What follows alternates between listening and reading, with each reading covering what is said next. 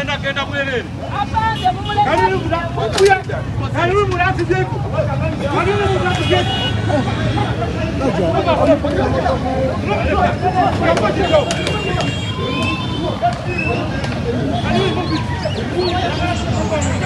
Katambi kolaba ne wankubadde ngezezaako kateeke walawalako YouTube ereme kubanga ekasangulayo.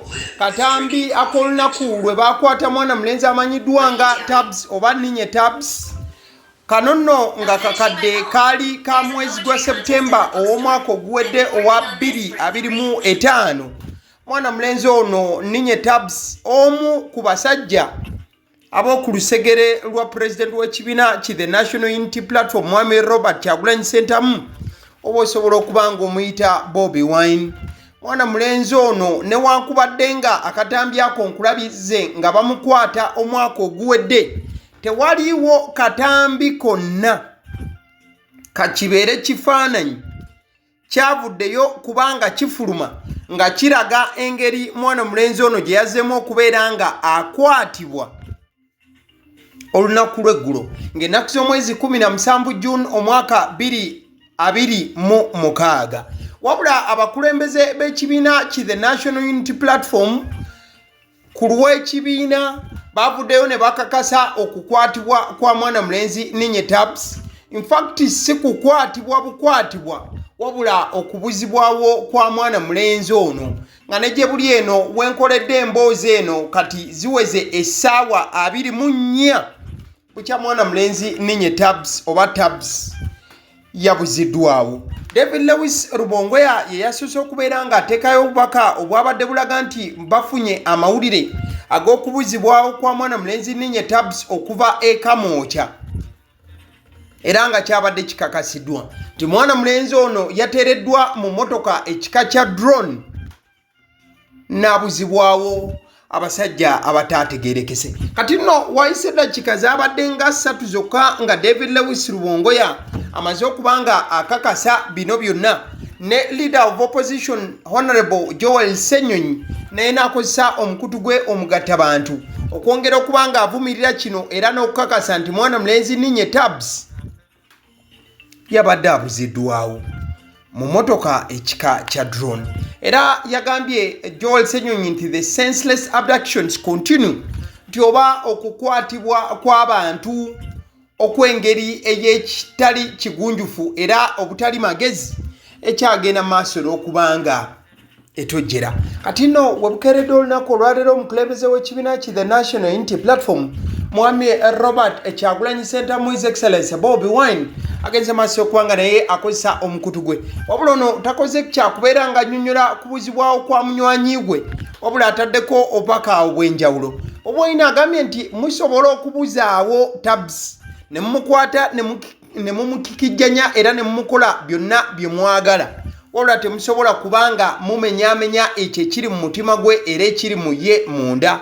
Bobi Wine agamba nti kino tekiraga bugunjufu n'amaanyi ga regimu eno, wabula kiraga bulazi nti regimu eno nnafu nnyo ebitenkanika.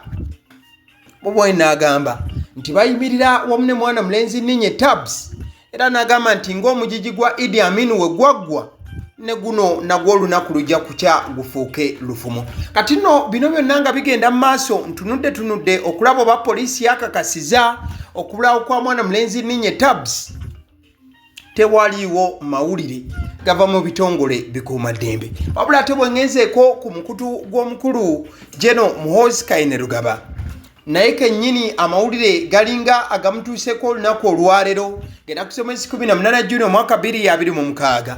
Jeno Muhoozi Kainerugaba ng'akozesa omukutu gwe ogwa X awandiise n'agamba nti Tabz yaani? Who is Tabz? Munnayuganda gwe atamanyi Tabz njagala okutegeeza nti gayo ono alina following y'abantu 11,112 ku mukutu ogwo gwa X, nga abantu abakozesa omukutu gwa X abasinga bamumanyi, ntegeeza Ugandans on X oba bannayuganda abali ku mukutu guno. Ne Jeno Muhoozi Kainerugaba kwatera okuba nga akozesa okubaako obubaka obw'enjawulo bwaweereza. Kati nno wayise eddakiika zibadde ntono nnyo, Jeno Muhoozi Kainerugaba neke nyini n'alaga nti tamanyi Gayo ono gyali. Wabula General Muhoozi Kainerugaba azizzaako obubaka obadde butegeeza nti agenda kunoonya ku Gayo ono Tabz alabe wa wasobola okuba ng'ali. Era General Muhoozi Kainerugaba n'agamba nti security y'eggwanga oba system y'ebyekwerinda y'eggwanga lino ngazi era nnene bulungi, era nti balina bakakensa bonna okusobola okuba nga bakola okufeffetta n'okunoonyereza. General Muhoozi Kainerugaba awandiise n'agamba nti I will check on who has Tabz if at all. Our security system is vast. We have very many intelligence services. General Muhoozi Kainerugaba ng'agamba nti ajja kuba nga anoonya ku Gayo ono ekibadde kiringa ekiraga nti ne ku sayidi y'ebyokwerinda tebamanyi Gayo ono waali. Ekintu ekizibu ekyokukkiriza olw'ensonga nti bana NUP bonna bagamba nti ninye Tabz basembye okumulaba ng'abasajja bamutwala mu drone wali ekamwokya. Kati nno okuzzako ewa mwana mulenzi ono amanyiddwa nga ninye Tabz, musajja muwagizi nnyo wa nkyukakyuka, musajja muwagizi nnyo w'omukulembeze Robert Kyagulanyi Ssentamu, era ye yava ne mu kumuyita munnankyukakyuka wabula amuyita Yesu ow'ebiro bino. Not just a musician, that is a leader, that is a patriot, that is a freedom fighter, that is a liberator, that is a Jesus of now. That is a Jesus of now oba oyo Yesu wakati. Bigambo byayogerwa mwana mulenzi ninye Tabz gye buvuddeko bwe yalinga akoleddwako interview wali ku mukutu ogwa NTV. Wabula ninye Tabz ono ensonga za struggle azifuniddemu ddala ebizibu naddala okubeera nga awambibwanga entakera. Akatambi kolaba kakwatibwa omwana mulenzi amanyiddwa nga Map Media. Wabula kano ka mwaka gwa 2021 mwana mulenzi ninye Tabz mu biseera ebyakalulu n'akalulu wekalinga kakomekerezebwa. Mwana mulenzi ono yali ava mu bitundutundu by'ebusoga eyo era nga yali abakanye ne DR forms ez'enjawulo. Wabula abasajja bamukwata ne bamubuzaawo ne bamukola byonna ebyakolebwa agenda okukomawo nga embeera y'obulamu mwali. Mukwano gwange ebintu tebyali birungi n'akamu. One of our assistants been, collecting the DR forms and so on. He will just narrate what happened, I guess, last night and here as of this morning. Okay. So just gather some energy and we talk to the media.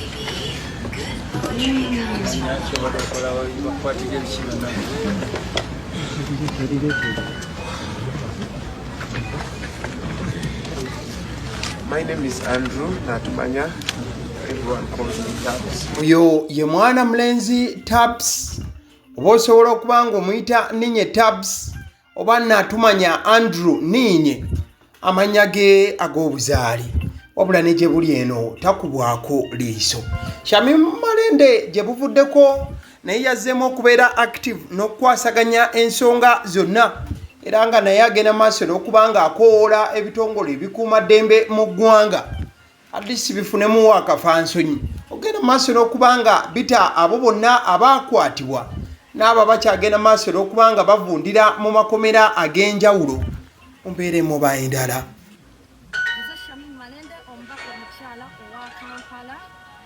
Olunaku olwaleero njagala okugatta eddoboozi lyange kuli abannayuganda bonna abalala okubanja n'okusaba abo bonna abakwata abantu baffe ne babanga tebabaleeta mu makooti okuwozesebwa n'abo be bawamba obuwambo okulaba nti abantu abo bawandulwa bunnambiro. Twagala abantu baffe abo bakomewo babeere basomeriza abateebereza okwatira emisango baleetebwe mu makooti bawozesebwe at least basalibwe ensi etegeere gye baawozesebwa.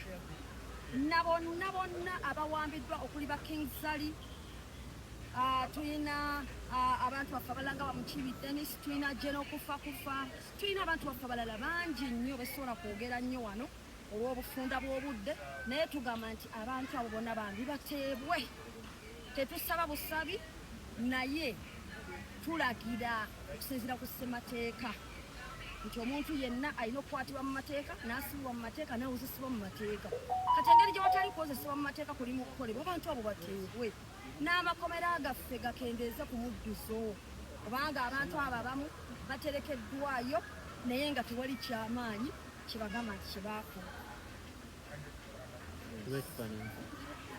Ensonga ku saidi eyo bwe zityo bwe zitambudde. Otutandulako ebigero kubijjako ko awo eggwanga lya Uganda lyakwegatta ku mawanga amalala okugenda maaso n'okukuza olunaku lwa Nalubiri nkakasa bwe bavuunula kati obulwadde obwo wabula abangi mubumanyi nga obulwadde obwa sickle cell. Okusinziira ku statistics nga bwe zivaayo zigamba nti eggwanga lya Uganda lyerimu ku mawanga agakyasinze okubeera nga gatawanyizibwa obulwadde buno obwa sickle cell si mu Africa wokka wabula ate ne mu nsi yonna. In fact kigambibwa nti ku bitundu 13 ku buli 100 eby'abantu abalinamu embeera y'obulwadde ya kawuka kano oba ekintu kino ekya sickle cell kigambibwa nti abaana 1.2 be bakosebwa embeera ya sickle cells buli mwaka.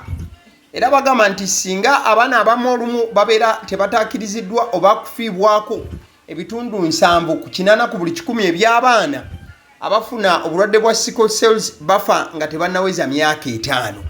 Nabwe kityo nno olunaku olw'enkya wagenda kubaawo embeera ey'okuza olunaku luno wabula gye buvuddeko ojja kujjukira nti eggwanga lya Uganda lyagenze maaso n'okubanga litongoza kaweefube w'okulaba nti abaana bakeberebwa sickle cell ng'etteeka buli mwana anaazaalibwanga. One in every 7 Ugandans might be taken as well, a carrier, if you look at those percentages. So that's why looking at it, we need to have a national that is the most, again I repeat, prevalent inherited disorder, blood disorder. It's estimated about 20,000 newborns are born each year with the sickle cell disease, and about 6,000 to 9,000 of them die before their 5th birthday. So again, you will contribute that this will contribute to almost about 16% of the under 5 mortality. So if we have to change the trajectory of under 5 mortality, then it means that we have to improve the care and the survival of children who are living with what? Sickle cell. Awo nawo tuvuddewo kyebuvuddeko President Yoweri Kaguta Museveni yavuddeyo n'agamba nti omwavu nti omuntu omwavu nga mwavu ye taagala kwesembereza baavu. Enkola yange sirana na baavu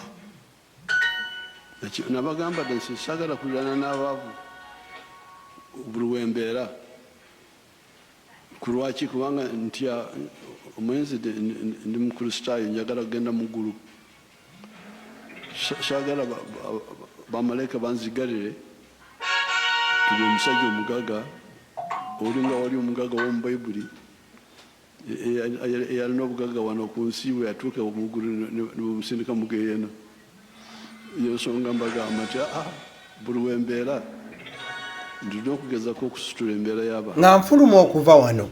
Munnayuganda obadde okimanyi nti MP wo gwe walonda bw'amala okulondebwa n'alayira obadde okimanyi nti aweebwa pasipoota ey'enjawulo emuyambako okubeera nga atambula amawanga nga takalubiriziddwa. Wabula ekyo ng'okitadde ebbali obadde okimanyi nti MP wo bw'atuuka okutambula tekimwetaagisa kugenda kwembase n'okuzungira wano na wali mbu anoonya visa. Obadde okimanyi nti waliwo abantu aba asayiningibwa oba ab'obuyinza abalina okubanga babakolera ku ebyo nti tugeze MP watuusa ayagala kutambula kugendako wano oba wali alina ayita mu ofisi ya clerk wa parliament mukadde ke kamu speaker kasita amala okwaprovinga awaayo buwi passport ye ne bagitwala eri visa ne bakoonamu n'atambula mu mbeera emuba endala. Bino nno byali binnyonnyolwa Clark gye buvuddeko juuzi wano we babadde bamaliriza okubanga balayira. We are not now going to start lining up at embassies. We have a protocol department which will do that for you. So all that you have to tell us is, I want to travel. The speaker has cleared me. So Clark, I now want to travel. And I'm traveling to United States or United Kingdom or any country in the world. I need a visa. So the protocol department will take your details, prepare the documents for you, and move to the embassy and present those documents for you. Of course, the clerk at parliament will write, because you are traveling as an officer of government. Ale, nzikiriza nkutegeze ku bannaffe aba Honeybites bagamba nti bo omulimu gwe bakola gwa kukolera byakulya eby'abaana abadda ku masomero. Bwe tugamba abaana abadda ku masomero, saabo bokka abadda ku masomero, wabula n'ababeera ewaka balina package ey'ebyokulya eby'abaana mu line efaananako bwetyo. Gwe bakubire bukubizo bagambe njagala package y'ebyokulya by'abaana abali ku masomero oba abaana abalya ebyokulya. Balina ebyokulya yogera ku daddies, yogera ku binyeebwa, amawogola, yogera ku bagiya, yogera ku cupcakes, yogera ku donuts. Osobola okubafuna ku 0709 78 75 08. Ate era mukadde ke kamu bw'oba oyagala ku pizza size yonna era namba yemu. Ate era mukadde ke kamu bakola ne cake eza buli mukolo, babayita aba Honeybites. Njagala n'okutegeeza ku bannaffe aba Alson Painters UG, bano basiizi ba langi era nga balina obukugu mu kusiiga langi, era bamanyi ne langi ki egenda ku kizimbe kyo era mu ruumu ki. Tebasobola kuddira langi yandigenze mu kisenge ate ne bagisiiga mu ddiiro, ey'omu dining ne bagisiiga mu kinaabiro. Nedda, Alson Painters UG omulimu gw'okusiiga langi bagukugukira ddala. Basiiga ebizimbe okuviira ddala ku ruumu emu paka ku makalina n'amakalina. Gwe bakubire bukubizo bagambe nti Alson Painters UG namaliriza okuzimba ekizimbe kyange. In fact ne bw'oba olina ekizimbe nga kikadde nga olaba langi yakyo efaanana si bulungi, Alson Painters UG bazze kugonjoola nsonga eno. Bakubire ku 0705 1936 be bannaffe aba Alson Painters UG. Aba Sidi Omusunsuzi ly'erinnya eryange yenze aba Sidi Omusunsuzi. Yenze atuula emabega w'omuzindaalo buli lunaku era ly'eddoboozi ly'owuliriza ku mukutu guno. Aba Sidi Omusunsuzi ly'eddoboozi eryo era ng'omukutu kwoli gwe guno ogwagaliwo. Nagamba nti information yonna gy'olaba ku channel eno tetugattamu kintu kyonna ate tewali kye tutoolamu. Information nga bw'eba eyingiddewo ffe bwe tugikwata ne tugikuwa. Kati gwe omulabi n'osalawo ki eky'okukozesa information eyo. Kati kyogenda okukola mukwano gwange bw'oba omaliriza okulaba vidiyo eno, likinga, commentinga ki ky'olowooza, mukadde ke kamu subscribinga bw'oba nga omukutu guno oli mupya. Ate era mukadde ke kamu sharingira mikwano gyo girabe vidiyo eno ate ne videos endala ku mukutu guno. Agaliwo YouTube channel, mwebale kutulaba.